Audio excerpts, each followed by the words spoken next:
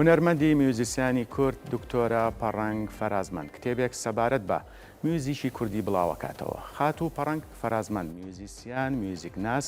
ئەنتۆمۆزیکۆلۆژیست، یاریدەدەری پرۆفسۆرە لە بەشی میوزیکزانی کۆلێژی میوزیکی زانکۆی مارتین لۆتێری ئەڵمانیا. نوێترین کتێبی لەسەر میوزیکی کوردی لە ڕوانگەیەکی میوزیکیانە و جێندێریەوە بە زمانی ئینگلیزی بڵاو کردوتەوە. سەبارەت بە جێندەر و دەسەڵات و میوزیکی ترادیۆسناڵی کوردی کتێبەکە بەرهەمی 12 ساڵ توێژینەوەی خات و پەڕەنگ فەرازمەندە لە سەر میوزیکی کوردی لە چەندین ناوچەی ڕۆژهەڵات و هەروەها لە دیاسپۆرە.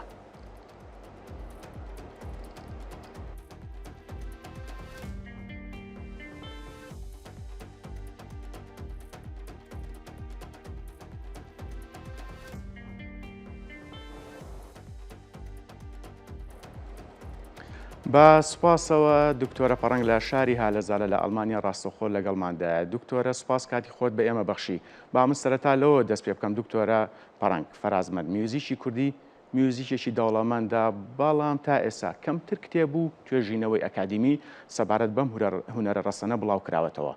ئاماجی بەڕێستان لە بڵاوکردنەوەی ئەم کتێبە چی بوو بە دیاریکراوی؟ سەرەتا ڕێز سڵاوی گەرم لە خزمەت جەنابتە سەرجەم بینەرانی بەرنامەکەتان لە کانەڵ جوانەکەی کورسات. سپاس بۆ بانکێشنەکەتان.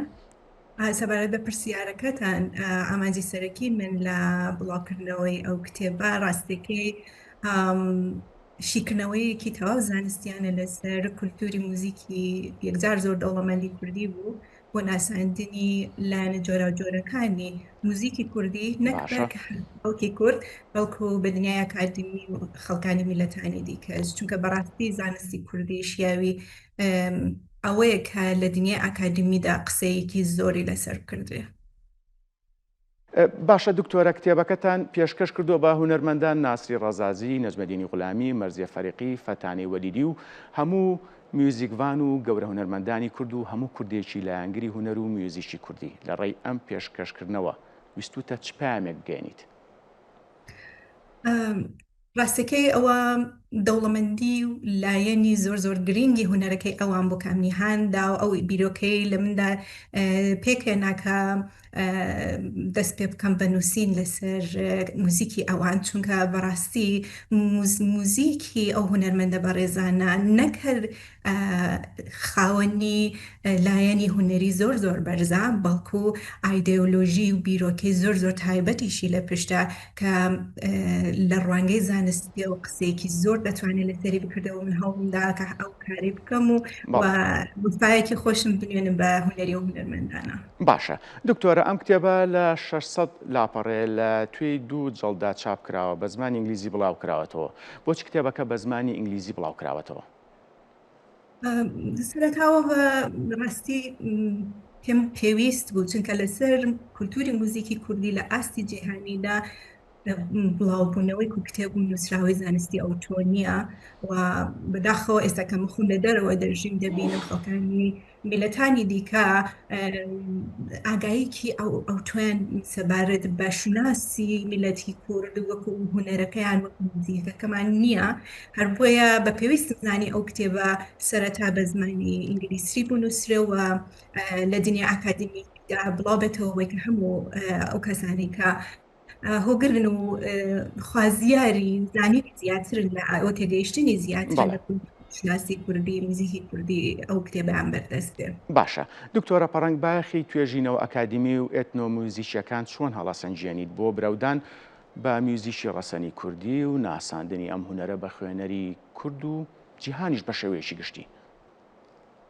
بەڵێ زۆر سپاس بۆ پرسیارە گرنگەکەتان.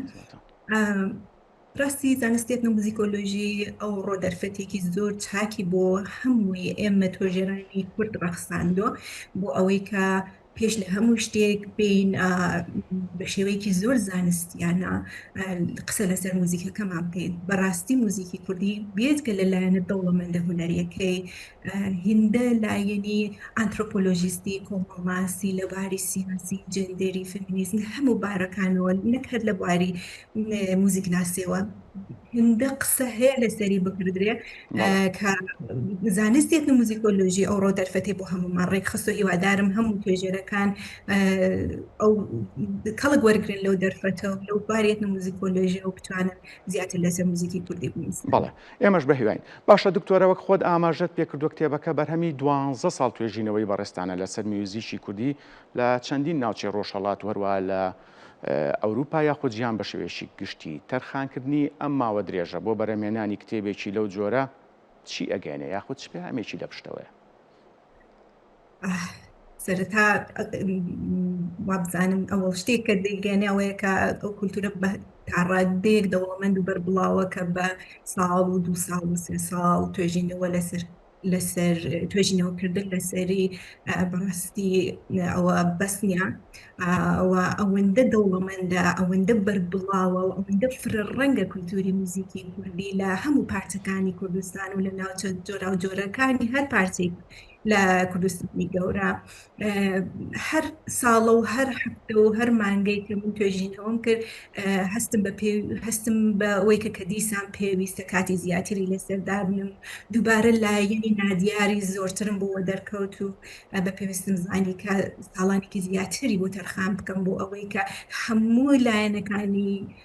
لەو بوارێکی لەو ڕوانگەیەوە کە من کارم لەسەردم کرد و بە هەموو لایەنەکانی ڕابگەم بتوان لەسەر بکەم و بینوسم. بەڵێ باشە دکتۆرە جیاواز لەم کتێبەی بەڕێستان لە ئێستادا ئاستی میوزیکی کوردی بە شێوەیەکی گشتی چۆن هەڵاسەنجێنیت؟ شێوەیەکی گشتی خۆشبەختانە ئێستانە موزیسیەنانی هەم لە ڕابردوو هەم لە ئێستاشدا موزیسیەنانی زۆر پرۆفێشناڵ و کارجوانمان هەیە هەم لە ڕووی گۆرانی بێژ و لە ڕووی ژنیار و ئاوازدانەر و خۆشبەختانە دەوڵەمەندی نەوارەیەوە هەندێک کەم کۆڕی هەیە لە بواری سپانسەر و پرۆدیسیۆر و ئەو شتانە کە هیوادارم ئەوە لە هەرێمی کوردستان وەزارەتی ڕۆشنبیریە لایەنە بەرپرسیارەکان بتوانن ئەو گیر و گرفتانە بۆ هونەرمەندان و موزیکێنان حەل بکەن و هیوادارم بتوانن بە شێوەیەکی ئاسانتر بەرهەمی جوانتر پێ بێنن بەڵام بەگشتی موزیکی کوردی ئەمە موزیکی هونەرمەندان و موزیکی زۆر جوان پێشکەش دەکەن هەم هونەرمەندانی میلیمان کە بۆ خۆی لایەنێکە لە کولتوری موزیکی کوردیەکەمان و هەم ئەو کەسانی کە لایەنی موزیکی هونەری کار دەکەن. باشە دکتۆرە پەڕەنگ باشە بەنیازنی ئەم کتێبە بۆ زمانی کوردی وەربگێڕێت چونکە ئاشکرا کە وەرجێڕانی ئەم کتێبە بۆ زمانی کوردی کاریگەریە بێ بۆ ئەوەی کە خوێندکاران لە زانکۆکان بۆ لە توێژینەوەکانیانە سوودی لێ بینن یاخود کاریگەریە بێ بۆ دەوڵەمەندکردنی کتێبخانەی کوردی بە شێوەیەکی گشتی پلانێکی لەو جۆرەتان لە بەردەمانی ئەگەر ئێستاش نەبێت لە داهاتوویشی نزیکا بێت؟ بەڵێ ڕاستی ئێسقەزا تقریبن سێ-چوار لەوەی پێش بوو بەڕێز کاک دکتۆر ئامانج غازی بە پرسیاری کۆلێژی موزیکناسیەت و موزیکۆلۆژی لە زانکۆی سەلاحەدین پەیوەندی بە منەوە گرت و پێشنیاری بەوەی دام کە ئەو پێشنیاری پێدام کە کتێبەکەی وەرجێڕنەوە سەر زمانی کوردی و منیش بە خۆشحاڵیەوە پێشوازیم لێ کرد و هیوادارم کاک ئامانج بە زووی دەست پێ بکات ئەو کتێبە بە زمانی کوردیش بەردەست بۆ دنیای ئاکادمیکی کوردیش. بەڵێ باشە دکتۆرە پلانی داهاتووتان یاخود بەرهەمی داهاتووتان چی ئەبێت؟ لە باری نووسینەوە ئەگەر مەبەستان بێ من هەر ئێستاش خەریکم درێژە دەدەم بە توێژینەوەکانم لەسەر موزیکی کوردی بەگشتی لەسەر موزیکی بۆ بەتایبەتی لەسەر موزیکی کوردی ئێستا خەریکی نووسینی پرۆژەی پۆست دکتۆراکەمم و هیوادارم تا 4 ساڵی دیکە چونکە بەڕاستی دەخایەن ئەوەندەشی پێویستە بتوانم کتێبێکی دیکە کە بەرهەمی پرۆژەی پۆست دکتۆراکەمە ئەویش بڕاو بکەمەوە و هەروەها لە هەمان کاتیشدا خەریکی نووسینی کتێبێکم لەسەر موزیکی لەسەر تێئۆری و لایەنی تکنیکەکانی موزیکی کوردی کە بەڕاستی ئەو بۆشایش هەست پێ دەکرێت لە نێو زانستی یان دنیا ئاکادمیکی موزیکی کوردی و هیوادارم کە بۆ زوانش بتوانم ئەو کتێبەش بڵاو بکەمەوە. ئێمەش بە هیواین. باشە دکتۆرە بەنیازنی لە داهاتوودا ئەم بەرهەمەت کە دوو بەشە ئەوەی کە بە ئینگلیزی بڵاو کراوەوە بە زمانی ئینگلیزی کۆڕی بۆ بکەی مەراسیمی ناسان و بڵاوکردنەوەی بۆ بکەی لە کوردستان بە دیاریکراوی لە باشووری کوردستان پلانێکی لەو جۆرە لە بەردەمانە؟ هیوادارم ئەو هەلە بڕەخسێ و هیوادارم کە هاوکارانمان و هاوپیشەکانمان و ئەتنۆموزیکۆلۆگەکان لە هەرێمی کوردستان ئەو هەلێ بۆ من بڕەخسن بە خۆشحاڵی و بەشدار دەبم و ئەوە شانازێکی گەورەیە بوو من. بەڵێ ئێمەش بە هیواین. باشە دکتۆرە من دوا پرسیارت لێ ئەەکەم ئێمە باسی لایەنە تیۆریەکەمان کرد ئەی لایەنی پراکتیشی خات و پەڕەنگ چی لە هەکبایە بۆ داهاتوو؟ بداهاتوو بەڵێ ئێستا چونکە من لە حەڵ حازردا مامۆستای ئەتنۆموزیکۆلۆژیم لە زانستگای مارتین لۆتێری وڵاتی ئاڵمان بەردەوام خەریکی وانەکوتنەوە بە خوێندکارە ئەوروپیەکانم و وانەی موزیکی کوردی یەکێک لە وانە سەرەکیەکانە کە بەردەوام من بەڕێوەی دەبم کۆرسەکانی بەڕێوە دەبم و ئێستاش گروپێک و ئانسامبلێکم پێکێناوە لە هەر ئەو خوێندکارانم هەم لە زانستگای مارتین لۆتێر و لە زانستگاکانی دیکەش کە من بەردەوام ئەوانم دۆتەوە و ئەو خوێندکارانە بە تێگرایی خوێندکارانی ئەتنۆموزیکۆلۆژی و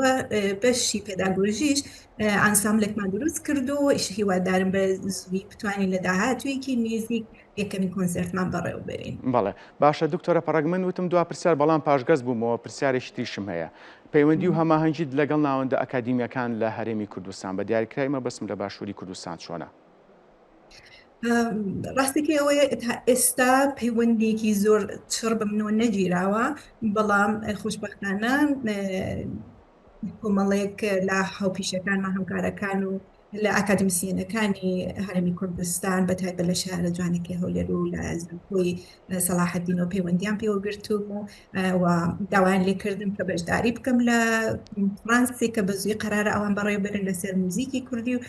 و بتوانم بابەتێکی زۆر دەوڵەمەند پێشکەش بکەم. بەڵێ دکتۆرە پەڕەنگ سوپاس لە شاری هالەزالەوە لە وڵاتی ئەڵمانیا ڕاستەخۆ لەگەڵمان بووی خەرمان بەرەکەت و هیوای سەرکەوتنت بۆ خوازین وەک هەمیشە.